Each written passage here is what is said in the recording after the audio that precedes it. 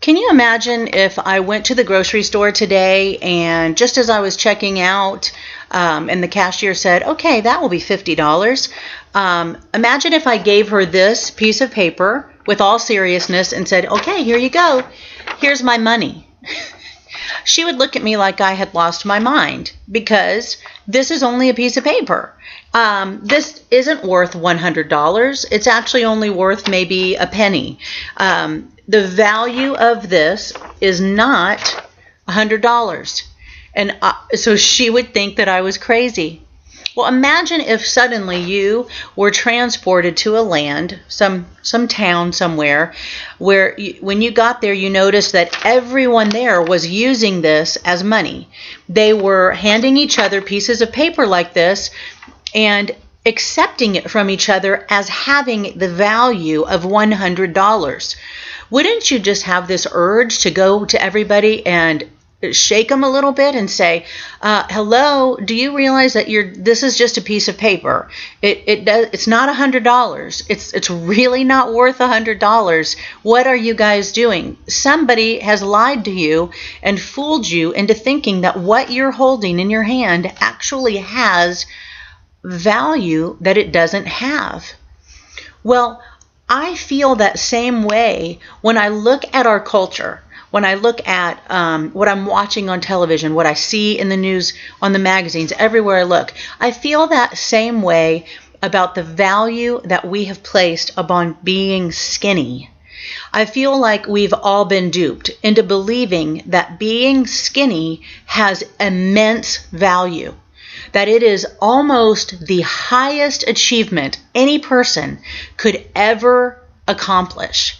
Now, I think if you get gut level honest, you agree with what I'm saying. This isn't a stretch to say that we have placed a high value on being skinny. I will tell you this. Being skinny has about as much value as this piece of paper does in comparison to a real $100 bill.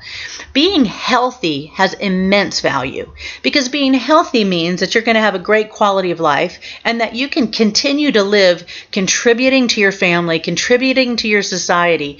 Being skinny is just a size. It's just the size of a body. And it is very possible to be skinny and extremely unhealthy. Here's the deal. The size of my body cannot do anything for you.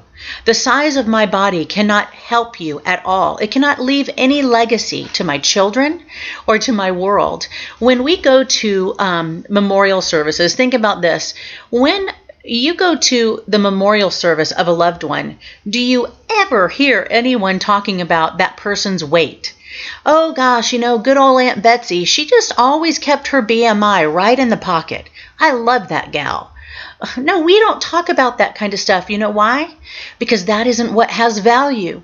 That's not the kind of thing that we can inherit from anyone. What we will talk about is the lessons we've learned from someone's heart, the love they showed, the kindness, the character, the hard work, the good eternal things that they have passed down that have contributed to our betterment, to help us to learn and to grow.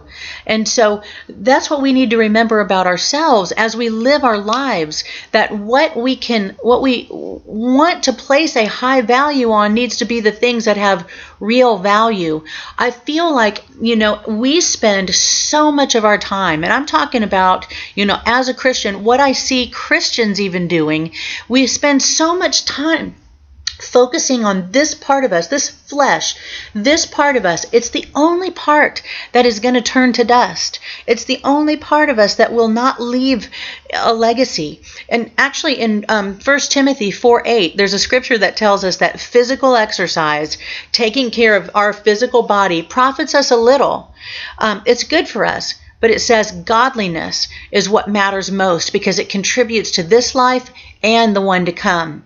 And so my heart is, don't let yourself go. I'm not preaching let's all just grab Oreos and, be fat and sassy. But what I am saying is quit believing the lie that being skinny is the end all be all. Quit believing that this piece of paper is $100, so to speak. Get out there and be who God made you to be. This world needs you. There's only one you. And the Bible also tells us that God has good works for each and every one of us to walk in. There's something that only you can do. And if you're sitting at home waiting until you lose 5 more pounds or 30 more pounds, or if you're sad because your pants are tight and you're just going to stay home, then you're robbing the rest of us of who you are to be.